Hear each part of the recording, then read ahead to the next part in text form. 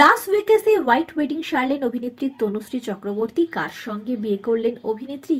আপনাদের সবাইকে স্বাগত সিনে গসিপে।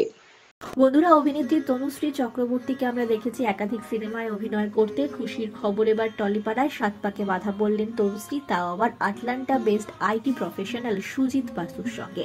কলকাতার ছেলে হলেও তিনি 28 বছর ধরে সেখানেই থাকেন। আইটিতে কাজ করেন অভিনেত্রীর স্বামী সুজিত বাসু।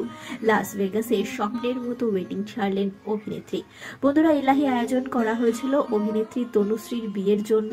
হীরের আংটি দিয়ে নায়িকাকে প্রেমের প্রস্তাব দিয়েছিলেন সুজিত বলে জানা গিয়েছে। বরের সঙ্গে ফ্লোরিডাতে ট্রিপ প্ল্যান করেছিলেন তনুশ্রী নিজেই।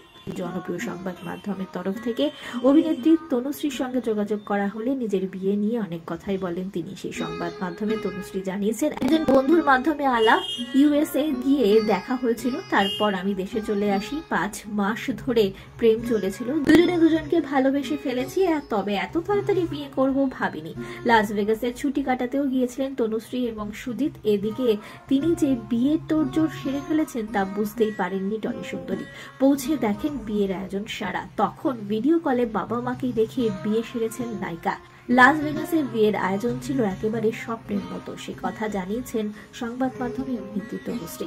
তনুশ্রীর কথায়, সময়টা 5 মাস হলেও আমরা একে অন্যের খুবই কাছে চলে এসেছি। দেশে ফিরেই বিয়ে করব ভেবেছিলাম, তবে বিয়েটা যে এখানেই হয়ে যাবে সেটা ভাবিনি।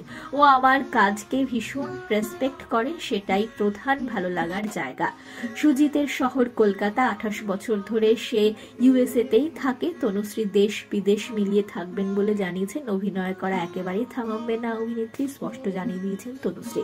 তনুশ্রীর বিয়ের খবর শোনা মাত্রই তার অনুরাগীরা, বন্ধুরা সকলেই শুভেচ্ছা জানাতে শুরু করেছেন। এবার দেখবার কলকাতায় কবে অভিনেত্রী রাখতে চলেছেন গ্র্যান্ড রিসেপশন তার বিয়ের।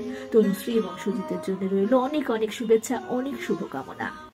আমরা হলাম সিনে গসিপ। জুড়ে থাকুন আমাদের সঙ্গে, সাবস্ক্রাইব করুন আমাদের এই ইউটিউব চ্যানেলটি।